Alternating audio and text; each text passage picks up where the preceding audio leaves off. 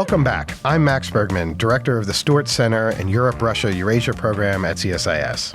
And I'm Maria Snegovaya, Senior Fellow for Russia and Eurasia. And you're listening to Russian Roulette, a podcast discussing all things Russia and Eurasia from the Center for Strategic and International Studies.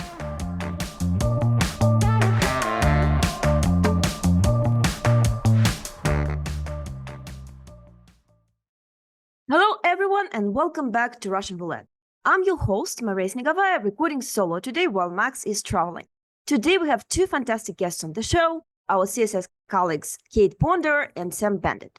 Kate is a fellow with the Wadhwani AI Center here at CSIS, where she studies the integration of artificial intelligence into battlefield systems with a particular focus on the war in Ukraine and the Ukrainian defense industry. Sam is a senior associate non-resident fellow with our very own Europe-Russian-Eurasia program CSIS, in addition to his work as an advisor at the Center for Naval Analysis. Sam's research focuses on Russian defense and technology developments, uncrewed robotic and autonomous military systems, artificial intelligence, and Russian military capabilities. Sam and Kate, thank you for joining us. Let's jump right in. Thank you. Hi, thank you. All right. Kate, I'd like to start with you. Earlier this month, you released a very interesting new report on CSIS.org titled Ukraine's Future Vision and Current Capabilities for Waging AI-Enabled Autonomous Warfare. I encourage all of our listeners to go check it out when you get the chance. The link to the full piece is in our episode's show note. It opens with a notable quote by a captured Russian soldier. He says, "On the battlefield, I did not see a single Ukrainian soldiers, only drones. I saw them, meaning Ukrainian soldiers, only when I surrendered. And there are lots and lots of them. Guys, do not come. It's a drone war." Also, a more recent quote from Z blogger Ivan Ochakovsky: "Drones now cause 70% of enemy wounds per Russian medics. Without air support and effective EW, electronic warfare, our guys die.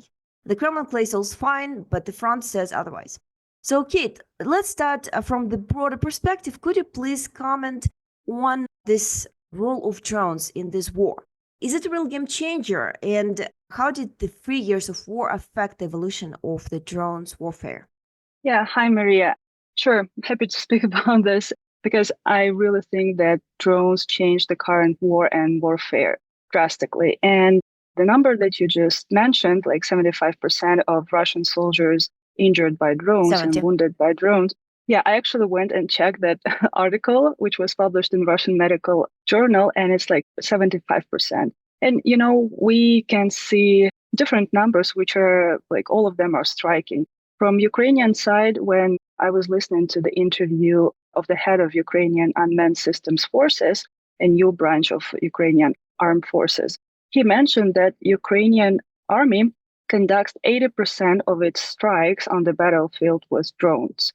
And, I think this number is really striking, and it actually reflects the changing nature of modern warfare.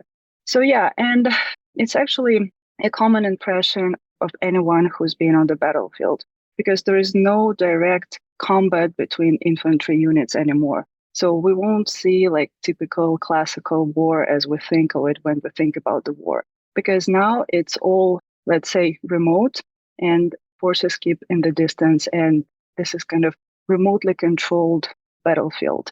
Of course, there is a huge innovation race, and there is a constant competition between two sides on improvements in innovation, both on like in hardware and in software. And if we're talking about software improvements, they happen even faster than hardware because usually it takes like a couple of weeks for each side to reverse engineer or improve hardware part and the platform, but it takes even, a couple of hours to upgrade and improve software. When we're getting to the software part, it brings even bigger changes to the battlefield rather than hardware developments. Because AI-enabled systems, for example, AI-enabled software improves the performance of a usual drone like 3 or 2-fold. So, for example, if we take a usual FPV drone remotely controlled by an operator, the success rate in striking by this drone is 10 to 15% because it depends a lot from skill set of the operator and a lot of stress factors on the front line, etc. But if you take exactly the same drone and you enhance it and improve it with autonomous navigation, AI-enabled navigation. If you improve it with automated target recognition, also AI-enabled. And if you add to this salad AI-enabled last mile solution, it almost becomes, autonomous weapon system. And the success rate in engagement of these systems jumps to like 70 to 80%. So from 10 to 20 to 70 and 80. That's a drastic improvement as well. And, if we take a look a bit on a broader kind of context of these changes, I would say these are more interesting trends that we can see over there, and implications of these changes are very different and pretty unexpected and, let's say, unpredictable. So, for example, what I'm saying is that the drone warfare changes not only tactics and operational level, but it changes the war strategy, how wars are conducted, how operations are conducted. It switches the current war from manned to unmanned, and we have heard about fully unmanned operations and missions conducted actually from both sides. So we're trying, like Ukrainian forces are trying to save people's lives and remove humans from direct combat and replacing them with robots.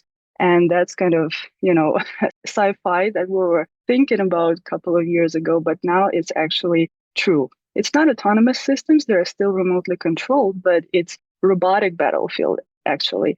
And for example, another interesting implication of this change in warfare is that the psychology and psychological effects of, for example, drone operators, they also change a lot. So Ukrainian forces have shared with me, a very interesting trend and a scary trend is that, for example, drone operators, they are not directly placed on the battlefield. They don't have this direct sense of killing. And for them, it's like a video game. And you don't have this sense of killing someone directly, but you have this sense that you want to chase the target and you want to destroy the target, whatever it takes. And it becomes like a game for you. And now the commanders, unit commanders, brigade commanders, they sometimes complain that they cannot stop their operators from chasing the targets, and they don't understand why this is happening. And they actually feel that they need to strike any target just not to waste the drone. And this is something that is scary. And there is no regulation for that. There is no law for that. There is no responsibility, basically. And this is a completely new effect that we're just starting to witness, and we haven't even, explored it. So what I'm just trying to say, drones have changed the tactical level and operational level, but it also has way broader implications. Some of them are kind of not explored yet, not very well understood, not analyzed. And I think in future, we will see more and more of these effects coming into picture. Fascinating, and I guess really so many avenues for future research. Sam, can I please bring you in to comment on this topic? Also, how much are the drones a game changer? Are we really witnessing the war of the future, basically? We are, and I want to add to Katarina's excellent comments that this war is a mirror image. So if one side gains an advantage or fields a technological solution, it is often copied by the other side, or countermeasures quickly developed to that solution, which prompts more iteration on the solution in general, which prompts more counter solutions, so on and so forth. And so both sides are referring to it as the constant, never-ending race of the sword versus shield. I also agree, and this has been stated numerous times by both sides, that the technology in this war changes quite rapidly. And so anywhere between 2 to 3 weeks and up to 3 months is about the average span of a certain technology. There's an example I often cite. There's a Russian military company in Tula, which manufactures an FPV drone. And what they do is they put a gingerbread cookie inside the box with the drone when they send it to the front. And if by the time the box with the drone gets to the soldier, the cookie's stale, it means that it took more than 3 weeks for this technology to reach the front, in which case it's probably obsolete and needs to be updated or needs to be discarded altogether. Another interesting aspect that Katerina has touched upon is the psychological aspect. The gamification of this war has proceeded at a very rapid pace, and now even Russians are sounding alarm that their own pilots are treating this war as a game, and especially when it comes to younger people, younger soldiers, younger pilots who are digital natives and who grew up with digital technologies. Killing the adversary is not an ethical or a moral question. It just becomes a thing they do, just like if they were playing a game. And so there are going to be probably long-term psychological and ethical consequences of this for both sides. But again, it's something that we're not really fully understanding. Another interesting aspect of this war, something that has been on full display since 2022 and has been discussed on numerous occasions, is the rapid and unprecedented involvement of civil society on both sides in providing and developing technologies, and especially tactical drones, counter-drone systems, electronic warfare systems, unmanned ground vehicles, unmanned surface vessels, and everything and anything in between. And as the civil society step up, the line between a true combatant and a civilian is starting to get blurred. And as the war continues, this line is blurring even more, especially when some of the volunteers are setting up shop near the front line or at the front line to directly assist their respective units and commanders. And finally, I want to say that this front is still very, very large. And so the developments that we're seeing, the developments that Katerina described in her excellent report and that we have covered on a number of occasions here, they're uneven across the front because there's no standards as of yet. And so both militaries, Ukrainian military and the Russian military, are trying to enforce some sort of standard so that the technology that is manufactured and delivered to the front functions the same way everywhere. Right now, there's a lot of commentary, especially in the Russian language Telegram channels, where people are saying how oftentimes the stuff that gets to them doesn't quite work.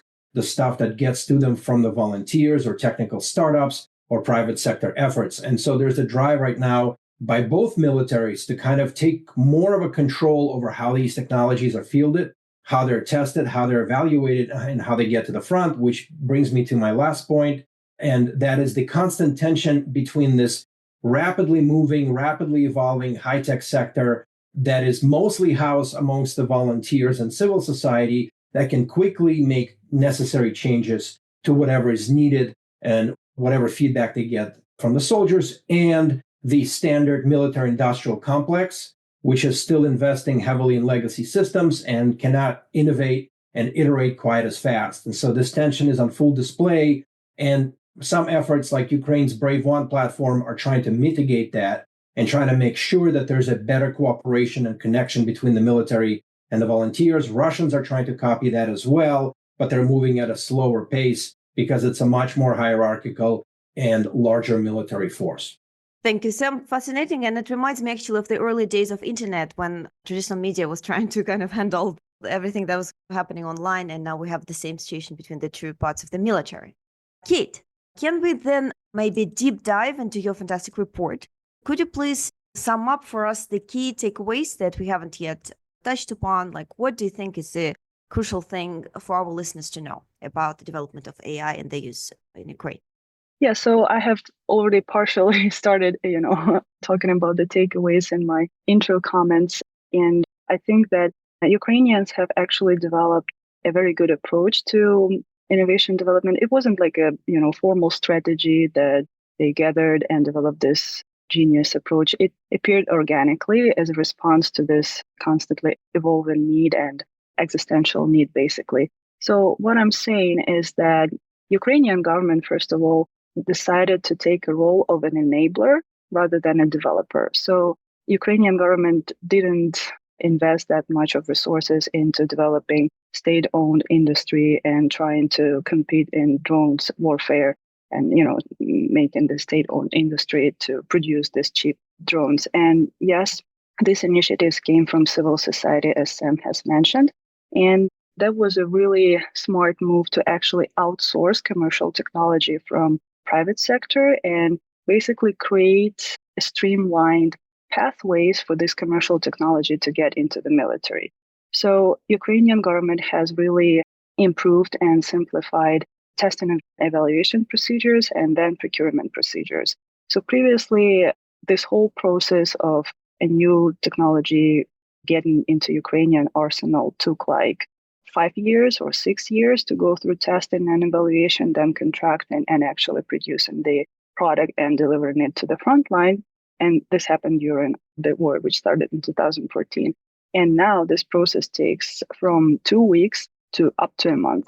So this is a very fast route and way for commercial technology to get into the hands of end users on the front line.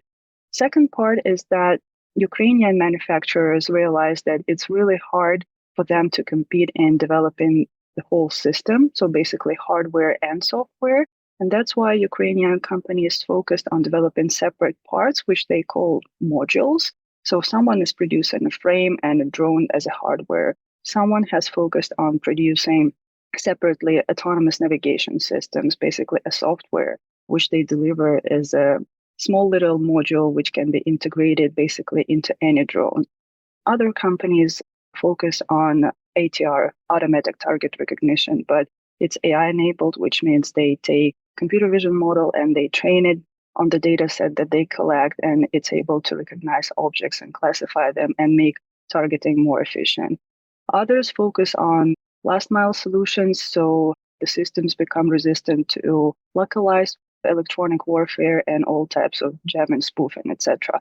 So the Ukrainian industry applied this modular approach, and basically it's easier to address current challenges and specific challenges on separate parts of the front line, because as Sam mentioned, the front line is very long, it's really huge, and the situation is very different, and that's why demands and requirements for weapon systems are very different. So there are parts where there is stalemate, there is nothing, no fighting is happening, and you just need ISR drones just to monitor, the situation and keep it under control.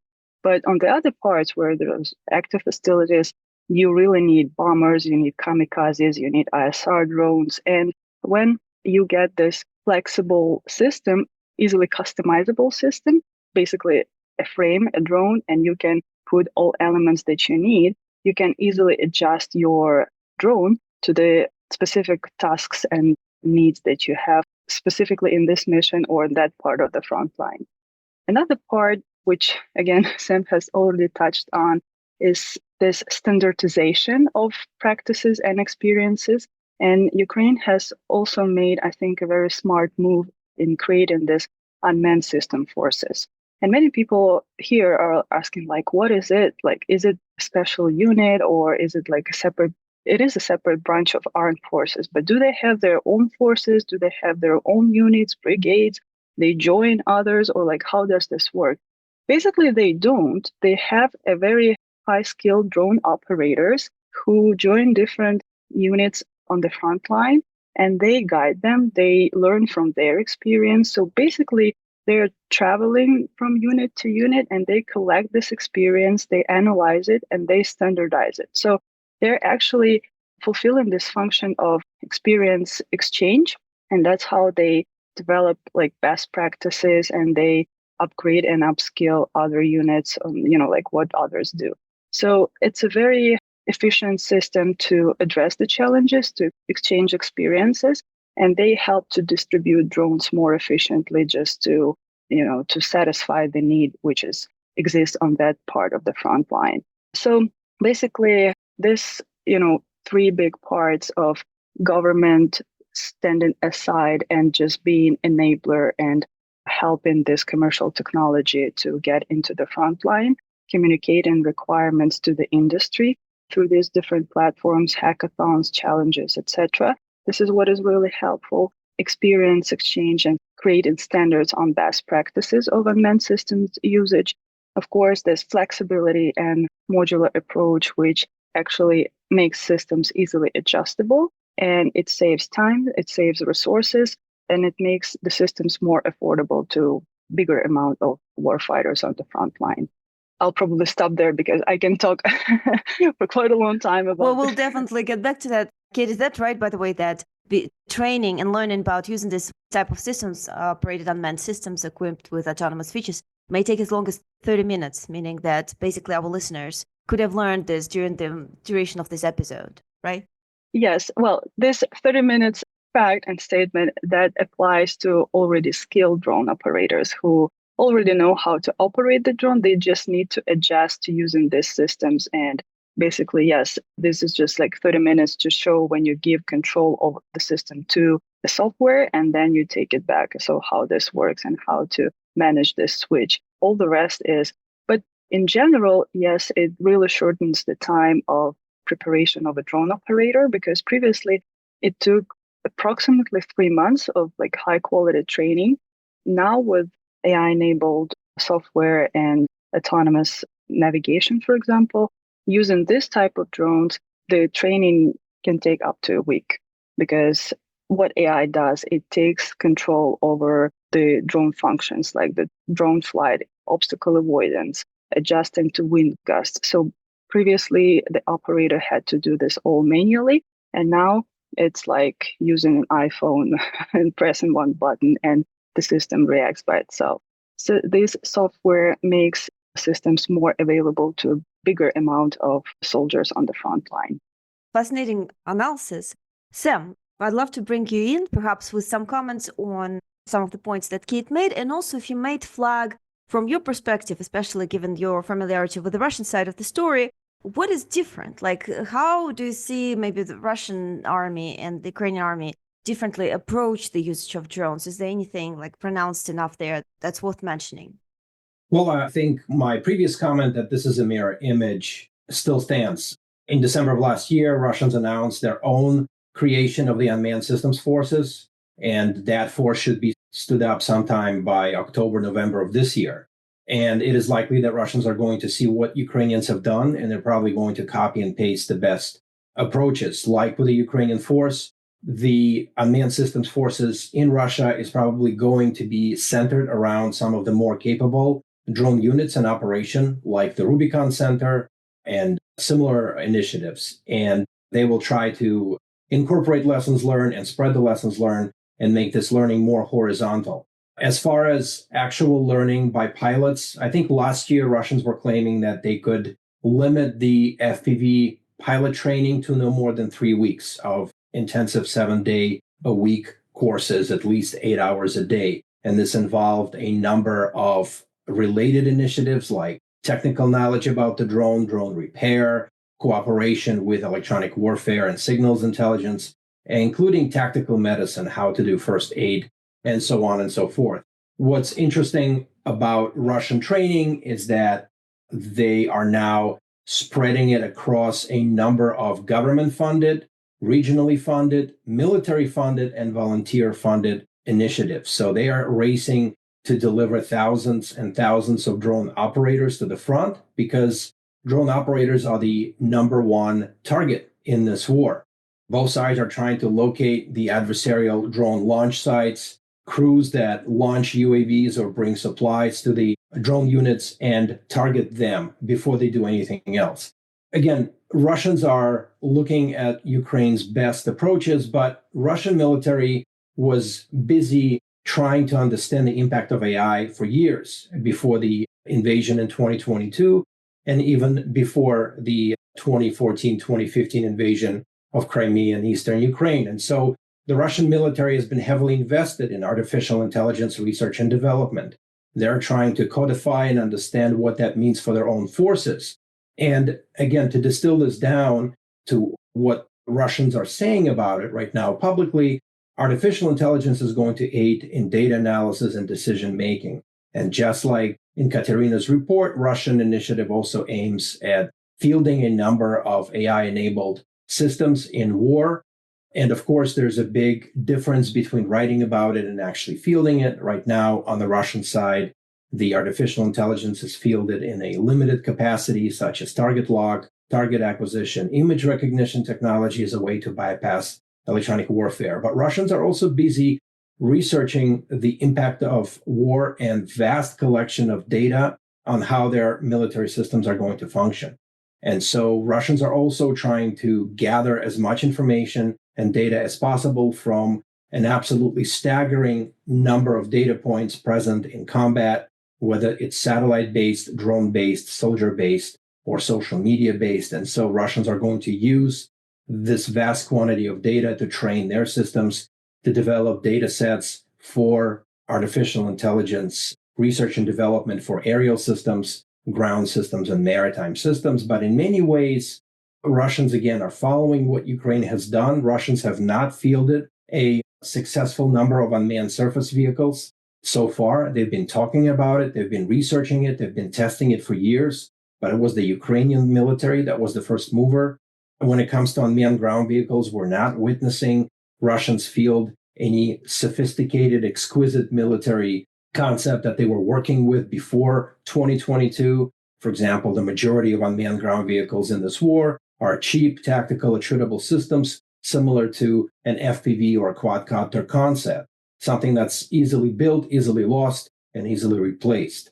But again, Russian military has been investing in certain types of capabilities for quite a long time, and we have to keep in mind that just because they haven't been talking about it, or just because they have not made something public, doesn't mean that it doesn't exist. And so we have to watch what Russian military is discussing to kind of discern the patterns in their research, development, testing, and evaluation cycle. Thank you, Sam. And may I clarify, in our previous podcast where we discussed this issue of drones, you've been mentioning, if I remember correctly, that basically the drones have made this frontline transparent. And does it mean that it's also easier to learn from each other in terms of the way drones are applied just because the frontline is now so transparent? Well, absolutely. There are still different tactics used by both sides. There are still new capabilities which are being developed. Drones now fly much farther than in 2022 and 2023. So this gray zone from the line of contact now can extend up to 20 kilometers, further in the rear, 30 kilometers, 40 kilometers, which prompts both sides to change how they conduct logistics, supply, how they conduct military operations, and any other related function.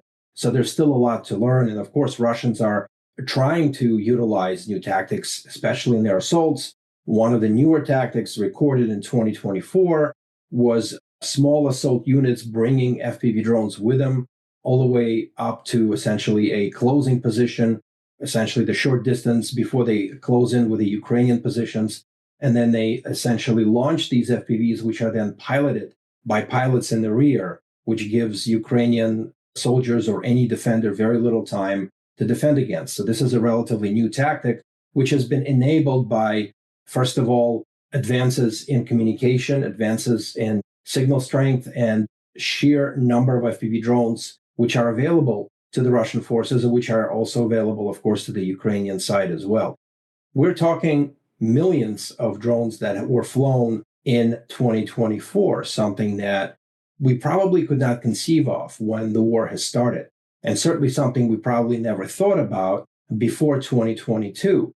Again, I have to add that when we talked about military UAVs or UAVs in a war, we were mostly dealing with military forces fielding military-grade UAVs in smaller numbers, because these were multi-purpose drones for intelligence, surveillance, combat, and related missions.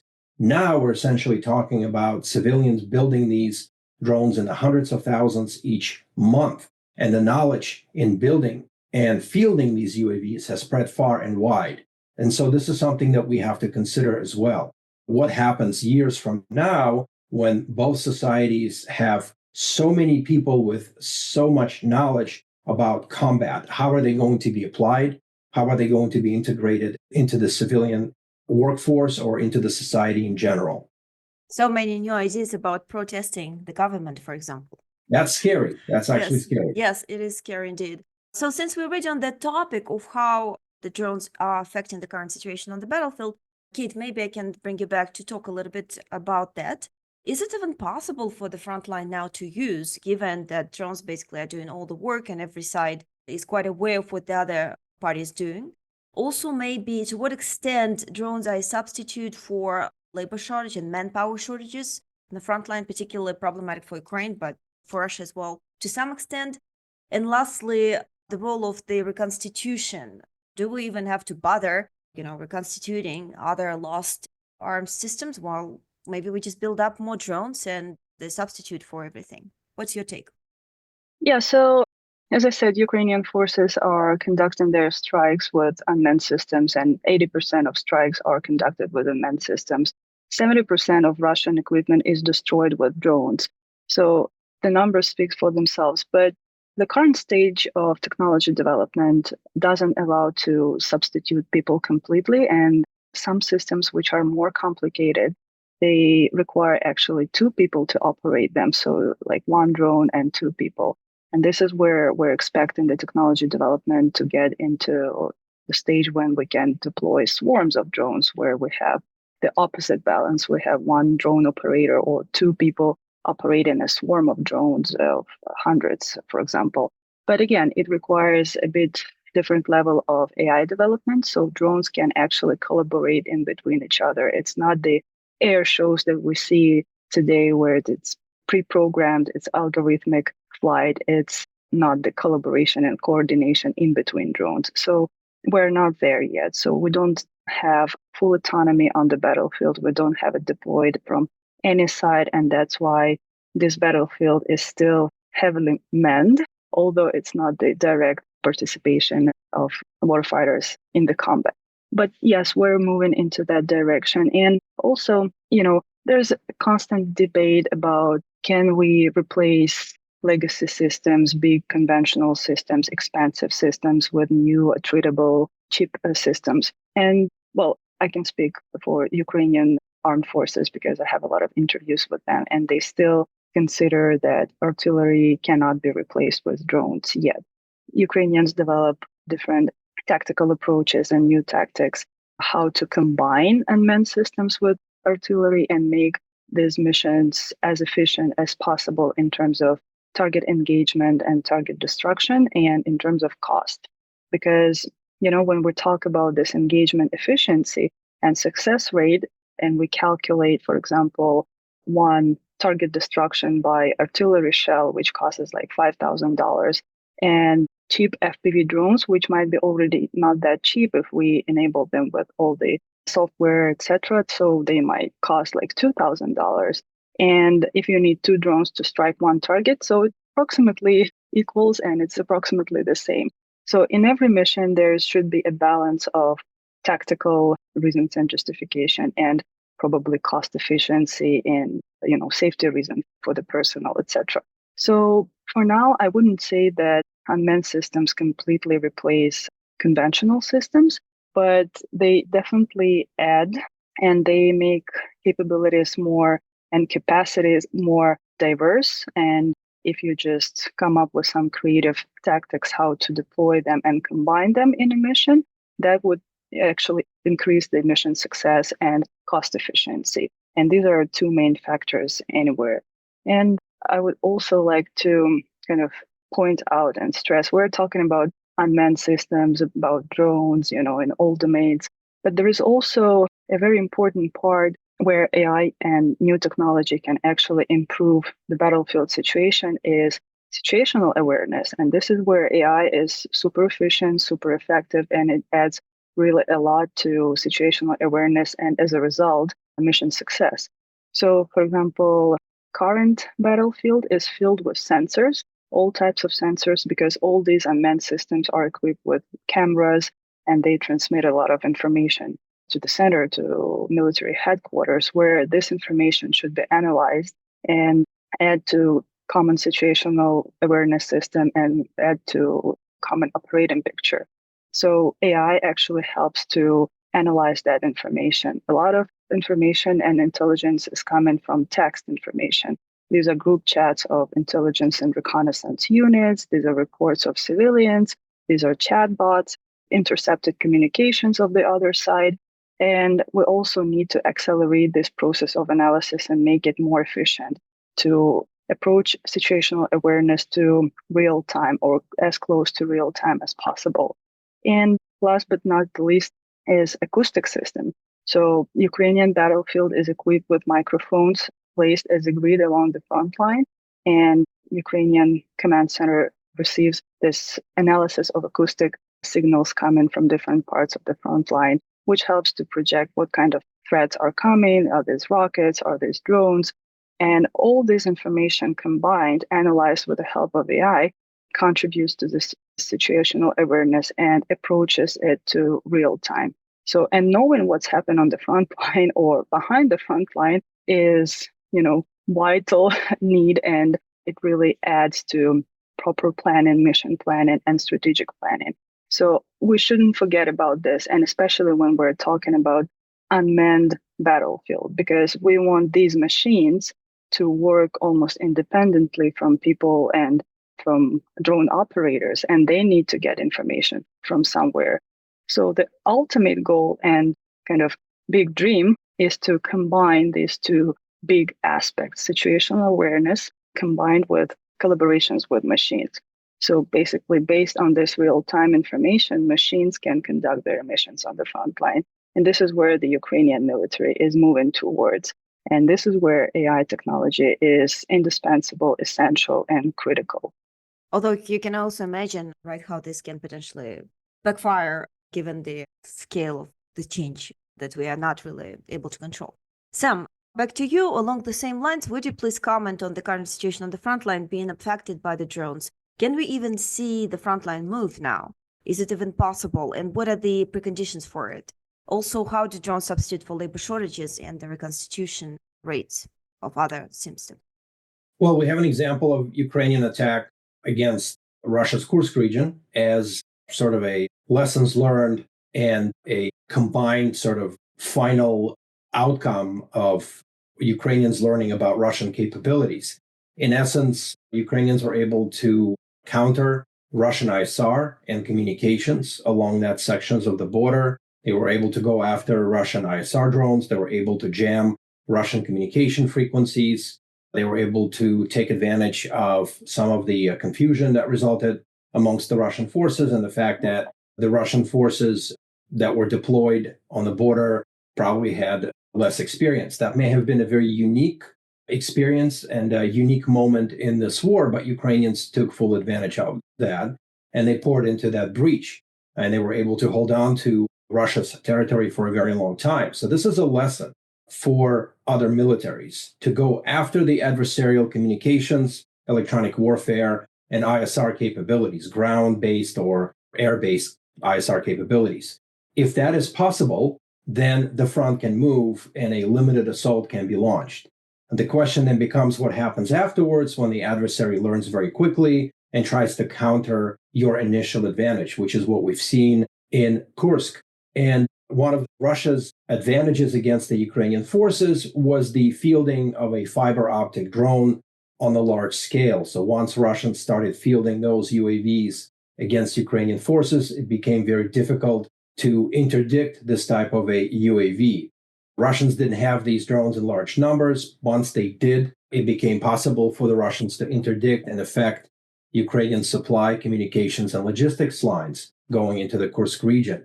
And so there are lessons that we can still take from what is going on at the front right now. Both sides are obviously trying to come up with ways to overcome the adversarial defenses. I will add on the fiber optic control drone, we talked about civil society in this conversation.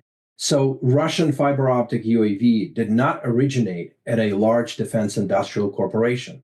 It actually originated from a volunteer facilitated effort, which essentially billed itself as the technical accelerator. And so this largely volunteer effort was able to field a groundbreaking technology at scale, which was then copied, of course, by the Ukrainian forces and which was then scaled up by the Russian forces themselves. So now both sides are rushing a lot of FPV-controlled UAVs into combat. It is possible, again, to overcome your adversarial capabilities, but you have to be very specific how you want to do it, where you want to do it, and this probably is likely to happen after a specific weakness is identified in a defender's position, capability, equipment, or how the defenders in that specific location are using certain technologies so that a rapid breakthrough can be effected and then build upon. Very interesting. I will add on the manpower. Obviously, drones are extremely important, but drones do not take the territory, right? The territory still must be held by infantry. And so drones are extremely important in treating and weakening the adversarial capabilities, but then the infantry still has to go in and secure that specific location that has been won over. And so drones can do that. We don't have mechanized androids quite yet, although we do have some commercial developments right now that have recently made news where android humanoid robotic systems look like people, move like people, and can potentially perform tasks like people. Again, that's still in development. In wars like Ukraine, you still need infantry, you still need regular troops and regular soldiers to go and take territory, hold on to towns, and do everything to maintain hold over a specific part of the front. And that's not going to change anytime soon. And so both sides are now getting ready for a confrontation and for the phase of the war where regular ground forces have to communicate with and collaborate with and function well with the robotic systems, ground and aerial, that will augment regular infantry's operations. Fascinating. Thank you, Sam. Everything that you've been both describing so far really sounds like an episode of Black Mirror or maybe some sort of sci-fi movie. Last question, because I want to be cognizant of our participants' time. What about the next steps on the battlefield? What is there in terms of the innovation to come? Is this something you're specifically looking for? Sam, I understand you mentioned the ability to break through the defenses of the enemy. Maybe anything in particular that you think might be a real game changer in both tactical and strategic terms. Kate. Yeah, so I see the future in software improvements still, because even fiber optics drones, this is like, I take it as an intermediate measure just to, combat shortfalls of software and AI-enabled systems for now. But I still think that we will see a lot of improvements there, and AI systems will become cheaper as well and more affordable. So Ukraine last year purchased 10,000 drones out of 2 million drones with AI-enabled features. But this year, Ukrainian military plans to buy half of drones with AI-enabled software. So we will see broader deployment of AI-enabled systems. We will see more direct communication machine to machine with situational awareness, with ground and aerial and sea systems, cross-domain collaboration and cross-domain operations. And the future with humanoid robots, or we don't know what kind of robots is there going to be, but definitely this is what is coming, because a human, to be honest with you, is really expensive asset and not reliable asset in the war, because it's really easy to kill, has emotions, has stress, fatigue, etc. So the warfare will move to autonomous systems in all domains, and there will be more and more machine-to-machine collaboration. Thank you, Kate. And Sam, anything to add to that? I agree that there will be more machine-to-machine cooperation, integration of autonomous and unmanned systems in combat. I think it's worth pointing out that Russians were the ones writing about this sort of coming age of automation in war. Russians were describing in their military periodicals, and a lot of very smart people from their military industrial complex, as well as from the military academies, were pointing out that the rapid spread of commercial technologies is going to impact how militaries will integrate automation and unmanned systems, and how soldiers will be pushed back from the war. And then Russian invasion happens, and we essentially saw the return in many ways to World War I, World War II style tactics enabled by UAVs, enabled by advanced systems, both at the tactical, operational, and strategic levels. I think the way out of a positional deadlock is a combination of short-range, mid-range, and long-range strikes by a number of unmanned systems, followed by an advance by the first wave, if you will, of certain types of augmented military technologies or autonomous systems, which are then followed by regular infantry and mechanized infantry. That may seem like science fiction, or it sounds well on paper.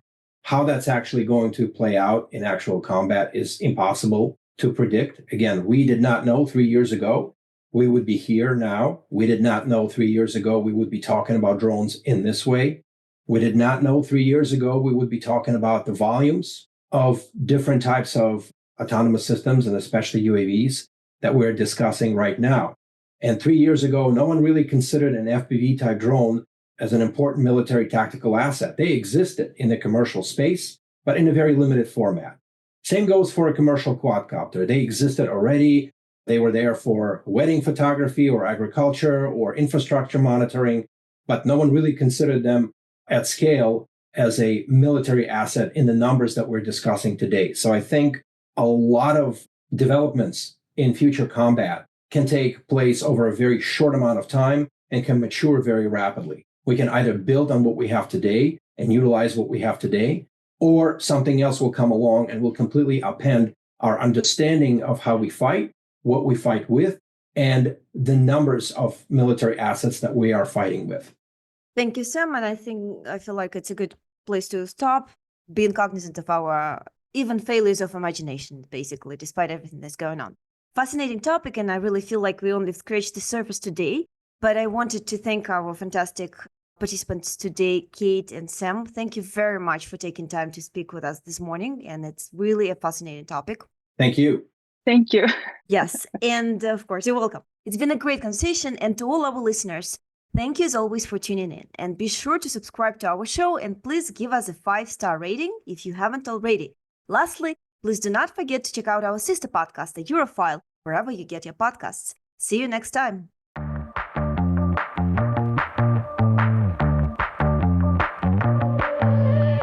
You've been listening to Russian Roulette. We hope you enjoyed this episode and tune in again soon.